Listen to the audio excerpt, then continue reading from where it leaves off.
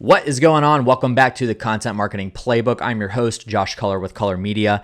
And in this episode, we're going to be talking about creating a content marketing plan, which surprisingly, this is actually something that we have not talked about yet on this podcast, but it's something that you definitely have to address. Now, in previous episodes, I've talked about where to start with content, the mindset that you got to have with content. Content's not a sprint, it is a marathon. And there's a bunch of other topics that I've talked about that really play into creating your content marketing plan. And I believe even a couple of episodes ago, I talked about actually planning out how you're going to create a consistent flow of content. And that obviously plays into what we're going to talk about today. But primarily, this is going to be that front thing that you do before you jump into doing content. Now, this is specifically for people that are serious about content. So if you're not serious about doing content marketing, then just shut this off, go to the next episode or whatever. But this is for somebody that's very serious about taking their content marketing seriously. So whether that's getting distribution of content to your website or to Google My Business or to your Facebook page, Instagram, whatever other platforms that you distribute to or you think that your audience is on, which I'll talk about that here in the episode. But that's the important thing. Is this important to you? Because if you take this marketing plan, then this content marketing plan, and you do it seriously and you actually implement it and take action on it, then you're going to get a consistent flow of content and you're going to achieve the results that you want with your content marketing. So these are the things. It's basically, in a nutshell, 8 steps that you can take in order to create your content marketing plan. Now, I have actually created a content marketing plan that has all this outlined. It's going to be a PDF that you can go and download, and just shoot me an email, josh@cullermedia.com, Culler spelled C-U-L-L-E-R, if you want that, or you could go to cullermedia.com/content plan, and you can get the plan there. Just download it with the PDF and you will have it. So anyway, let's go ahead and jump into this episode. And I'm really excited about this because, again, this is something that I'm passionate about. I think content marketing is one of the most valuable things that you can do in any of the marketing umbrella, because content feeds everything that you do in your marketing. So I'm going to start with going with the steps. I'm going to go through each one of these steps that you can create. And if you don't want to go to my website and download the PDF for the actual content marketing plan, then write these down. And they're pretty self-explanatory, but write these 8 steps down and then implement these yourselves. It's pretty easy. If you want to write it down just on a notebook piece of paper, then you can do it yourself. So the first thing is goals. You gotta have a reason for doing content marketing. If you don't have a reason for doing your content marketing, then you're gonna put out one podcast episode, because I've actually had this happen. This is a real world experience where you're gonna put out one episode on your podcast. You're gonna shoot it out to all your friends on Facebook, and you're gonna email everybody in your newsletter list and all that stuff. And then you're going to get like 100 downloads or 100 listens on your first episode. And you're going to be like, why did I not get 100,000 downloads on my first episode?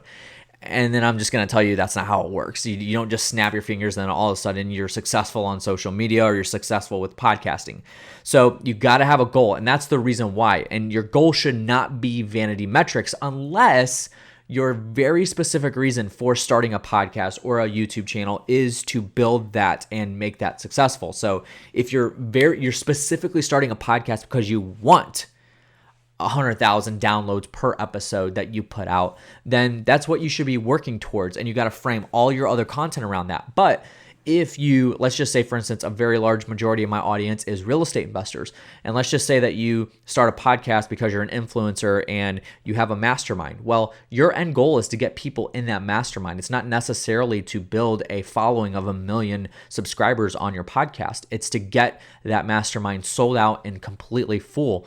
And that's your goal. And if that's what you get, it doesn't matter if you get 100 downloads or 1 download or 1 million downloads. You could get 1 million downloads and not reach your goal, and your podcast is ultimately not successful because it's not built around your goals. Now, I would consider 1 million downloads on a podcast successful, but you gotta truly measure what your goal is for the content you're putting out. Again, whether that is a podcast, videos, it's social media, it's putting out, Instagram stuff or Facebook or whatever, or pumping out content on your Google My Business, your website, and that kind of thing. So have a goal for that. And that goal can be different for every single person. So don't think it's just like you got to measure to somebody else. Make it specific to you. Figure out what a conversion is for your business, and that is what the goals for the content are going to be driven towards. So that's number one. Secondly, You guys always say audience. You hear me, you guys always hear me say, I hope you always say it, but you always hear me say, who is your audience? You got to figure out who your audience is. And if you're in business and you haven't figured out who your, what we call in the marketing world, your target audience or your avatar is for your business, then you got to stop right now and dump everything that I'm teaching you, and you got to go figure that out first, because everything that you do in marketing is geared around your target audience or your avatar, because you can't just shotgun it. I don't care if you have a cake shop and you think that everybody and their mother wants a cake, right? I'm a healthy person. I don't eat cake. And so I am not your target audience. And so for that reason, you got to figure that out. And something we say in the marketing world as well is, if everybody is your audience, then nobody is your audience. So you have to nail down exactly who you are targeting to. I even go as far as creating literally a mock-up person, an avatar that, like in a video game, an avatar where I'm saying, okay, Johnny is my avatar, right? And Johnny is 35 years old and he owns a real estate investing business, and he does it full time right now, and he's doing anywhere from 3 to 5 deals every single month. His net worth is about $200,000 a year that he brings an income for himself, not for the business revenue wise, but for himself. And then I go even deeper into that. I want to know what their interests are. Their interests are, maybe they're not HGTV, but maybe their interests are Home Depot or Lowe's or stuff like that. Like, what sports are they into? Because that actually plays a role in my avatar, right? And so that's a big deal. Figure out who your target audience is. That's step number 2, because then you got to figure out where you're going to go to, which is step number 5, the distribution plan. So that's going to play a very vital role in this. If you don't set up these first 2 things, the goals and your target audience and who you're going after, then you will not have a successful content marketing plan. So make sure that you do that. Number 3, SWOT analysis. So if you guys aren't familiar with SWOT stands for, it's SWOT. It stands for strengths, weaknesses, opportunities, and threats. So basically what you're going to do is you're going to create a box. So you literally draw a square, and then you draw a crosshairs right down the middle of the box. And so you're going to have essentially 4 boxes inside that one box. And on the top left, you're going to have strengths, then you're going to have weaknesses, then you're going to have opportunities, and then threats. And this is pretty self-explanatory. Basically, what you're determining is what your strengths are, not necessarily in your content, because you haven't done content yet. I apologize for hitting that, but you haven't done content yet. So this is not specifically for your content, it's for your business. So what are the strengths in your business? I'll give you an example from me. So for me, I specifically do content marketing for real estate investors, and investors, whether they're active or they're in the influencer stage now. And so for me, my strength is that I have been in the real estate investing industry for 7 years. I've been a marketing director, a part of many, many deals. So I know what works and what doesn't in their marketing. And so that is a strength of mine. And then another strength is that I know marketing, right? So I know real estate and I know marketing. And then a bigger strength is that I only work with real estate investors. And so that's a leverage point that I go after. Another strength is my network. So my network is massive. I work with some of the biggest names in real estate, influencing that you could work with. And I know a very good amount, and they know me. I know a very good amount of other influencers that, love what I do, and they refer me out to other people. So that's what you got to do. So then weaknesses, obviously weaknesses. What is a weakness in your business? For me, is it's not super scalable because it's reliant on Josh Color. So I got to figure that out. That's a weakness that I have. An opportunity would be, if I can figure out how to scale, I need to, one of the things, an opportunity would be to automate things. Whether that's a platform that I'm working on right now called rei.video, where somebody can send their raw footage over, we edit it and send it back. So that's an opportunity. And then threats is basically, it could be a number of things, right? So it could be similar to weaknesses. Threats can be like, hey, one of my threats is I have this competitor in my market that's taking all my leads. He's undercutting me on prices or whatever. Like that's a threat. So you got to figure that out. Pretty self-explanatory. Number 4, a gap analysis. And so basically the gap analysis will allow you to throw out content ideas on paper. So basically what you're doing, if you can imagine that you've got all these ideas that you can do with content. There's a million and one things you can do with content. You could do, videos. You can do short video series. You could do long video series. You could do podcasts, short podcasts, long podcasts. You could do graphic images. You could do ebooks. You could do blogs and articles and all kinds of crazy stuff. Ebooks. There's just interviews. I mean, there's a lot of things that you could do. So throw all those out on paper. just literally write them down as much as you can. If you can go to Google and Google ideas for content marketing, right? And that's what you'll have. So I keep hitting this mic, I'm sorry. But so write them all down on paper, get them all out there in the open. And then what you're going to do is you're going to take and circle the priority ones, the ones that you believe that you would enjoy doing and would be appealing to your target audience. So for instance, if you are marketing to younger adults, so let's just say college age kids or high school age kids, then you're more than likely not going to do a podcast because that audience does not listen to podcasts. But you definitely have to do videos, whether that's on YouTube and, dare I say it, TikTok. So you got to get on TikTok because that audience is on TikTok. So that's the gap analysis. So write everything down that you could possibly do in content marketing and, write the idea. So the podcast, all right? So what am I going to talk about on a podcast? Write that idea down and then, go from there. So that's the gap analysis. Number 5 is the distribution plan. Now, this is extremely important again because now you're going to where your target audience is. So you've figured out who they are, you have your goals for the content, and then now you got to figure out where they're at. So this is, again, why it's so important to know who your target audience is, because you got to know where they hang out at. Not just physically, but like digitally, where do they hang out at? Because digital content, that's pretty much what we're talking about here. So figure out where they are. Again, like if you're marketing to high school age kids or college age kids, then you got to be on the platforms that they're on, which is Instagram, TikTok, YouTube. If you're marketing to a higher demographic, which like myself of net worth individuals of 200K to, $500 million net worth, those are the people that I am marketing to. I've got to go to where they're at. Some of the, a big one's going to be Facebook because that's where my audience is. LinkedIn is big, podcast is big, and then YouTube videos are really big too. So those are the places that I focus all of my efforts on. Now I do put Instagram stuff out there because that audience is kind of trickling into Instagram. They're trying to learn it and get familiar with it.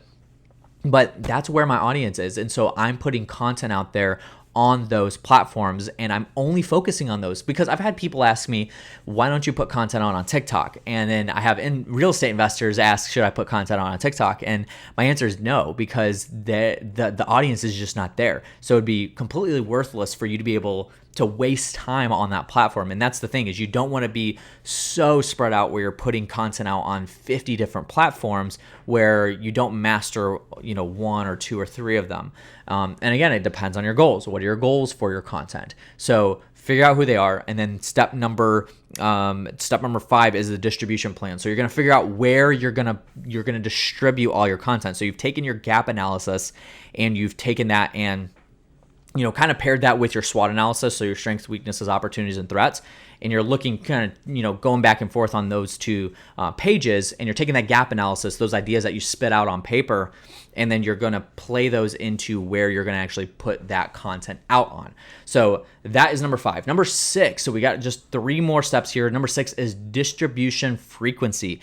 This is, again, a pretty simple one. You're just going to figure out when you're going to put the content out. So am I putting it out every Tuesday at 5 p.m.? Am I going to put the content out on, every other day of the week? Am I going to just do Monday, Wednesday, Thursday, or Monday, Wednesday, Friday? That didn't make sense. Monday, Wednesday, Friday. Or am I going to do just weekends? Am I going to do all weekdays except for weekends? So you got to figure that stuff out. Figure out what days of the week, how often you're going to do it, and then probably times is a really good one, because if you've established a time, that's going to tell you like, hey, I got to put content out at 5 p.m. on Tuesday, every single Tuesday. So for instance, this podcast right here goes out every single Tuesday at 4 p.m. Central Standard Time. So it distributes randomly to the actual platform. So if you're listening on Apple Podcast, it may not get to that platform by 4, but I have it scheduled out on my podcast hosting website to go out at 4 p.m. every single Tuesday. And so that's my frequency, so that I know Tuesday's coming up, I got to get a podcast out, and that keeps me in line. So got to figure that out. Distribution frequency.